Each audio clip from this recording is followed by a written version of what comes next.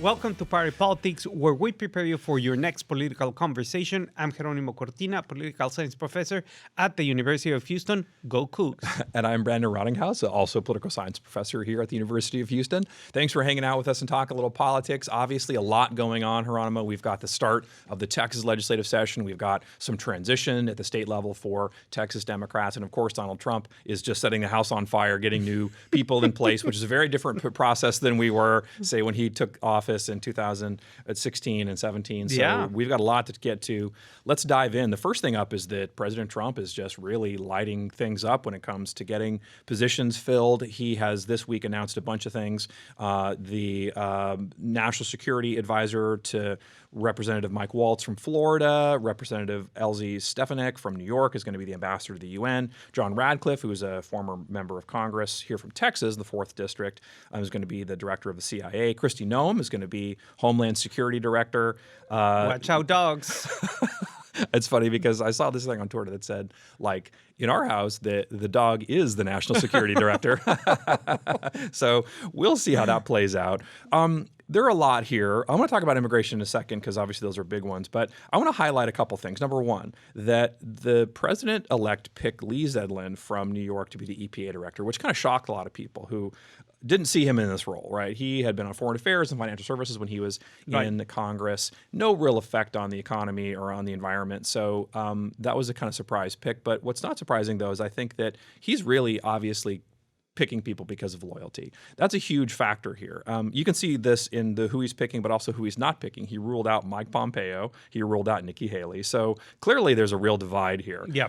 This is fascinating to me. And I want to talk more about kind of the internal workings of this because that's what we do here, right? We get into the kind of, nitty gritty of it. But the scholarship says two things that I want to highlight. One is that there's a real trade-off between competence and loyalty. Right. And what most people say is that you can't have both. And that's not to say that you can't be both smart and loyal to Donald Trump, but that most of the scholarship suggests that for bureaucrats who are scoring on one or the other, that they basically find either you're high on one or high on the other. Right. You're rarely high on both. The other factor is that when you politicize an agency, it makes agency performance worse. We'll talk in a few minutes here about the interim process and about how the Senate works in terms of agency appointments, recess appointments, but that's a fact that is something that they're going to have to really grapple with. That is, they would like to shrink government and, kind of make it more efficient.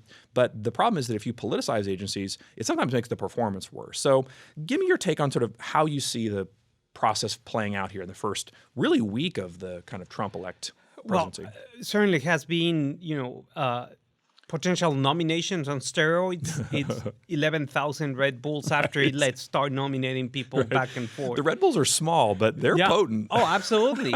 But, everything's going to be fine because we have Musk and Ramaswamy being in charge of the Department of Government Efficiency. So why'd you put two people in charge of government efficiency? And two billionaires with an ego. I'm telling you, that thing is not going to end up well.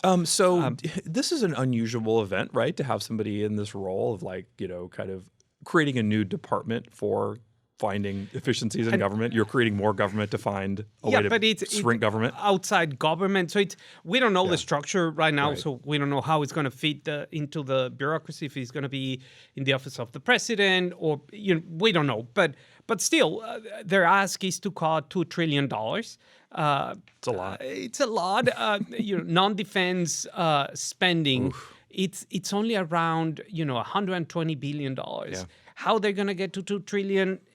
Even those conservative budget analysts say that it's basically absurd. Yeah. Can we go back to the $4.4 trillion that we were using about 4 years ago? Maybe. Yeah. So it's going to be tough. fine. The other thing is that like the president only has so much control over how to execute money from the budget, and if they trim that, then it reduces the president's ability to basically give money to people who he politically is aligned with in the states, and that's a way presidents get reelected. So he said actually today that he didn't think he would run for reelection, so that's at least some kind of normalcy returning to the political system. But obviously, there's a problem for Republicans in the future if the Trump administration isn't friendly to giving money to these organizations locally. Well, it's now delivery time. The promises during the campaign, as we have said, were promises that were, very clear, very hard to achieve. If you want to cut spending while achieving those promises, it's going to be very hard. And then, as you say, the people that have been tapped so far, we have to wait for the Senate's advice and consent, quote unquote. You seem skeptical that will be a problem. We'll see. It might be, right? Because nomination fights are sometimes quirky, and there are things that come up that don't always sort of appear on the radar, like when you nominate somebody. So it could be that it's not as smooth sailing as we think. Right. So we have, for example, the nominee for defense. Veteran. He served tours in Iraq and Afghanistan. And after returning, he has been host of Fox News. So that's not bad or anything like that, but it's a portfolio. National defense is extremely, extremely complicated. So again, that's the competence loyalty trade-off, right? And not to say he won't be competent in the role, but there's definitely a trade-off here that they have to think about. I want to ask you about something also that's equally important where you are seeing Trump loyalists being put into office, and that's on immigration. The president-elect is stacking the nominations for immigration positions with hawks. The portfolio basically includes some serious enterprise when it comes to policy, possibly mass deportations, expansion of detention capacity, hiring of thousands of border agents, right? Tom Homan has been tapped as the border czar. Obviously, that'll be a tremendously important position. They've floated lots of ideas during the campaign for how to accomplish this. Holman has dispelled the notion that it's going to be these kind of raids across the nation that are going to round up people, but there are a lot of ambiguities, a lot of questions about what this is going to look like. So give me your sense of kind of how you think this is going to play out in the first couple of weeks of the Trump term. Well, it's going to be hard. And this is not the 1930s, 40s, or 50s where you know exactly what to do. You cannot have, once again, this infamous Operation Wetback back in the day. It's very hard because migration has been embedded into the economic fabric of the country. You're talking about agriculture. You're talking about construction. You're talking about the service industry. So having those raids that, for example, remember that were very familiar back in the 80s and 90s, it's going to be very hard on the one hand. And then on the other hand, then that could have important implications for things that are going to affect directly inflation. Talking about, for example, agricultural prices, groceries, fresh produce. And we saw that back in 2006 when there was these, once again, anti-immigrant sentiment. And many states, for example, in Alabama, in Georgia, decided to basically make it super illegal. Migrants left, agricultural workers left. And the people that supported those policies were suddenly against those policies. Why? Because it has very important implications. Like you can't get the grapes and turnips and carrots that you otherwise would get at the grocery store for pretty cheap. And then on the other hand, remember in the last 2 or 3 weeks of the campaign, Trump started to pivot, and started to say, well, mass deportations of criminals, mass deportations of people that we don't want here. So started to create, I guess, some wiggle room to see. But then logistically is impossible. Really hard.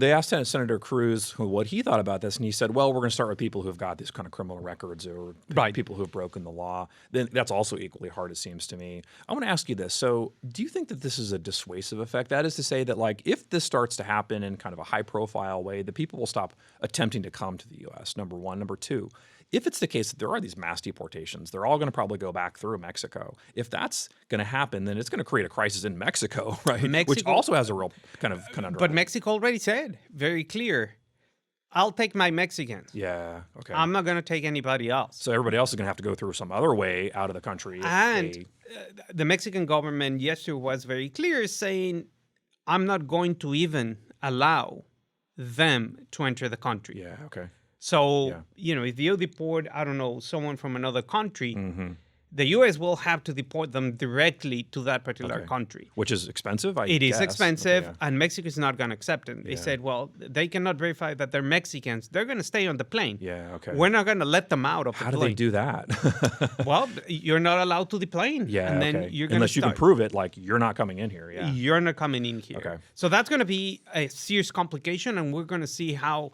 the Trump administration negotiates that. Yeah. They have already negotiated with at the beginning of the first term of the Trump administration with the stay in Mexico policy, but right now it's not very clear if that's going to be the case. Interesting. So we'll see. Lots of uncertainty. One other piece of uncertainty is that President Trump has suggested that the Senate should change how it operates. The Senate, by the way, doesn't like it when you tell them how they should operate. Senators are kind of independent bunch, right? They definitely have a kind of independent streak that's enforced by the rules that give them the power to be able to kind of act on their own. But President Trump said that he would like to have the power of recess appointments expanded. Recess appointments are effectively a kind of emergency for presidents. Right. When it's the case that the Senate is out of session, presidents can put somebody in place to have them have a 2-year window of success. Right. But that has risks. Some of the risks include that, first of all, those people don't get paid until they get Senate confirmed. So who can afford to work for free? Like, that's a question. Some of the people can, right? If it's Vivek Ramaswamy, maybe Elon Musk probably could take a pay cut. Yeah. Not worried about it. But a lot of other people probably couldn't. They want this to be a real professional job. The other is that the scholarship on this is pretty clear. Because the people who are interim appointments, who are recess appointments, are temporary and their kind of future outlook is uncertain, the administrative problems are high. That is that oftentimes they have lower program performance than other kind of careerists in those positions. So again, government efficiency takes a hit with these recess appointments. The bureaucracy doesn't respect them. It doesn't invest in them the way they would if it was like a full-time job where you knew you were going to be that person. So complications. And that's exactly what you want to avoid, because the Trump administration wants to deliver, and let's hope for the good of the country that they deliver, right? But if you start creating these policies, you are generating day one these unintended consequences that you're sabotaging yourself immediately. Yeah. And the other important point in this regard is that when you have that lack of delivery, you have a 2-year window for the midterms. That's a great point. And right now, if everything happens as people are thinking, Republicans may have the trifecta. Yeah. So who are you going to blame? Yeah. I mean, I don't know who you can shift the blame if you control White House, the Senate, and the House. Yeah. And you don't deliver. Yeah, I mean, they will blame a lot of people, right? Mainstream media or Democrats or whoever. There'll be somebody that could be blamed. Sure. But it's going to be less credible, and it's going to be harder to convince people who did vote for you. And a lot of people did vote for Donald Trump for this very reason, that you were the one that couldn't, the reason that you didn't deliver was because all these other things are problematic. So that is definitely problematic.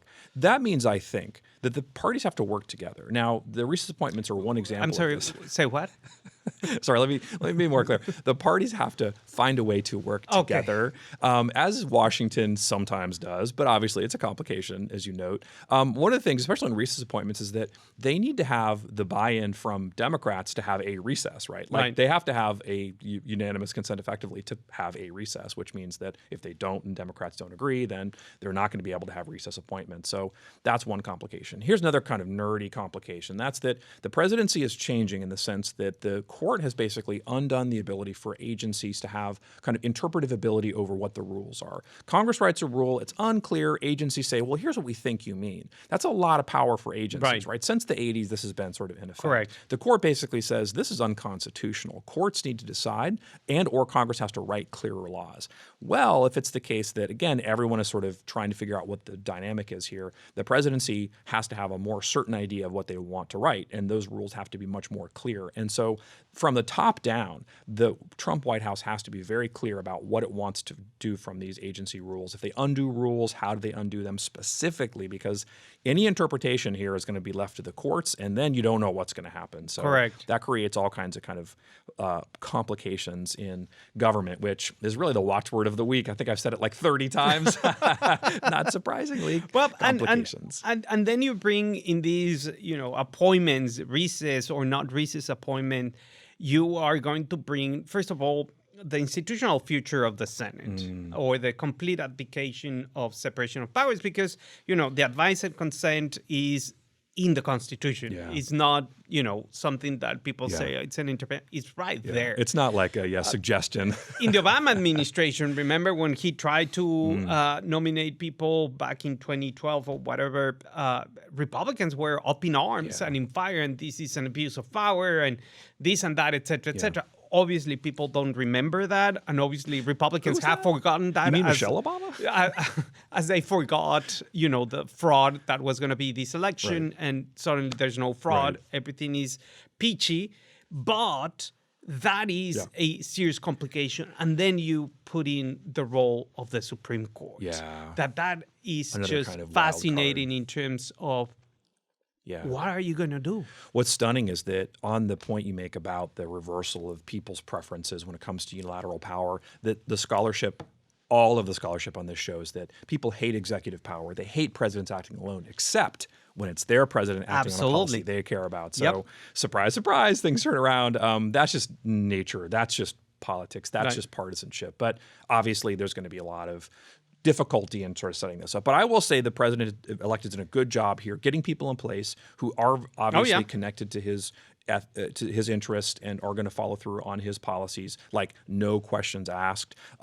Susie Wilkes, who is Susie Willis, who's a longtime kind of confidant of Donald Trump, is going to be the chief of staff. She knows how to make the trains run on time. She knows how to keep Trump in line to the extent to which anybody can. So I think that they're setting this up in a way that is much more efficient than it was in the transition in 2016. So I do think that's going to play out in a way that's good for him. But of course, they still have to work through all these complications in government. But speaking of the Senate and speaking of politics, let's talk about one thing that's happening this week, and that's the election of the Senate Majority Leader. Republicans took back the Senate, so that gives them the ability to put the Senate Majority Leader in place. It's just a vote from Republicans, so it's a family affair, but obviously it's fraught with politics and who gets to choose what. And of course, Donald Trump is going to have his own impressions about what should be done. We should note that we are recording this almost literally to the minute that the Senate is choosing this, so we don't know who they've chosen. Right. But the contenders, as we've said before, are John Cornyn from Texas, John Thune from South Dakota, and Rick Scott from Florida. There's been a lot of late-breaking work towards Scott, who a lot of people in Trump's orbit say should be the nominee or should be the chosen person. But there are a lot of reasons to think that you might want to choose somebody like John Cornyn, who's raised $400 million for Senate Republicans. That goes a long way. Even conservatives like Josh Hawley from Missouri have backed John Cornyn, but there's one notable person who didn't back John Cornyn. It is none other than his old friend, you guessed it, Ted Cruz. No. The rivalry continues. What's funny to me is that this is a moment for Cruz to back a Texan and for Texas to really benefit from this. So it's too much to get into it. But basically, having the Senate Majority Leader means you're going to get goodies, right? Think about LBJ in that position, delivering things like NASA and other big infrastructure elements to Texas. Well, if Cornyn is not that person, he's not in that role, it's going to make it harder for that to happen. So it's a funny arrangement. It's just, as I said, a kind of family thing. So, we don't know what'll happen. But obviously, the relationship between Susie Willis, who's, as I just mentioned, the chief of staff, and Rick Scott's pretty tight. So that relationship is really important. So it's possible that's worth considering. So what do you think about the dynamics at play here? Well, I think the dynamics are going to be very interesting because Thune and Cornyn apparently, perhaps, they have been longer in the U.S. Senate. They understand the institutional responsibility of the Senate in the balance and separation of powers. So in certain cases, I think that if you have Cornyn and if you have Thune, probably the Senate is going to have a little bit more problematic issues, especially on votes that require not reconciliation. Yeah. And even in those cases, right? Especially Tight votes, yeah. Yeah, when you're thinking about the nomination process, like, I don't know, like, do you want this person that has zero qualifications, as you say, loyalty versus qualifications to be the secretary of whatever. I don't know. Yeah. And maybe let's try to, control these things a little bit better rather than just Yeah. abdicate. That's a great point. I mean, the Senate Majority Leader's got a really heavy lift here, right? I mean, they have to navigate a very close Senate. And it's different than the House, where it's very top down. The Speaker of the House chooses kind of what happens and when. In the Senate, they really have to work with the other side to make sure they get this done. And of course, they've got to get that to get the things passed through Congress. So it's really important that this work effectively. Cornyn is a deal maker. He's a bridge builder. John Thune is too. There are reasons to pick them, but I think Scott is the political pick. And if they really try to politicize all of this, then that's the way I think that they could do it the most fast. So this is how I see it. You have midterm elections, oh my God, in 2 years. Don't even say it. But just said it, sorry. Right?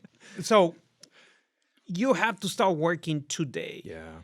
And if you want to deliver, yes, Rick Scott maybe is the right choice, but then you undo the efficiency or potential efficiency that you could have in the federal government, the bureaucracy with these appointments. Yeah. If you don't do it and you have a bridge builder, then you can move some legislation and give some perhaps goodies to the people, not the whole bag, but at least some candy.